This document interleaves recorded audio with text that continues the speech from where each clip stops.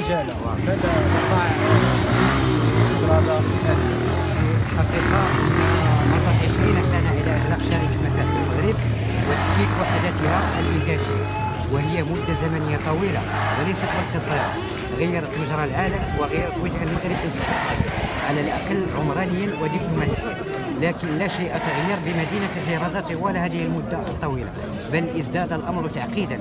الفقر، البطالة، التلوث، الفساد، الإقصاء، التهميش ومشاكل كثيرة لدرجة أن جرادة أصبحت تشكل بذاتها مشكلا.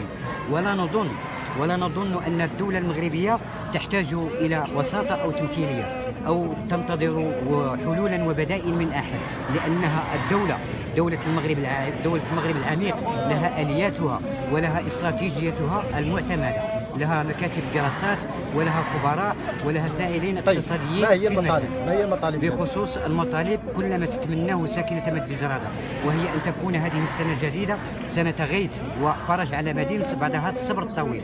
وبخصوص المطالب أولا وهي المحاسبة خصوصا فيما يتعلق بممتلكات شركة مفاهيم المغرب التي تم تفويتها لبلدية جرادة، ثم إقلاع اقتصادي حقيقي بالإقليم يأخذ بعين الاعتبار الإكراهات الاقتصادية والاجتماعية والبيئية مع مراعاة مقاربة النوع الاجتماعي. طيب، هل جلستم معنيين بالأمر في طاولة الحوار؟ لا، هناك مطالب أخرى يركز عليها الساكنة، وهي التخفيف من العبء الضريبي بخصوص فاتورة الماء والكهرباء، والتي يتمنى أن تكون كما كانت عليه شركة مفاحم المغرب، وتسوية الوعاء العقاري الذي يعتبر الأرضية الأساسية التي تقام فوقها المشاريع، لأنه معرقل بإشهاد الجماعة مقابل الإبراء الضريبي والجبائي. وهناك كذلك يطالبون بترسيخ هوية المدينة، بإخراج المتحف المنجمي للوجود، واسترجاع مخيم السعيدية الذي يعتبر إرثا ثقافيا رافضا ثقافيا وإرثا تاريخيا لساكنة المدينة. شكرا. اسمح لي اخويا، عندنا واحد المتكلم رسمي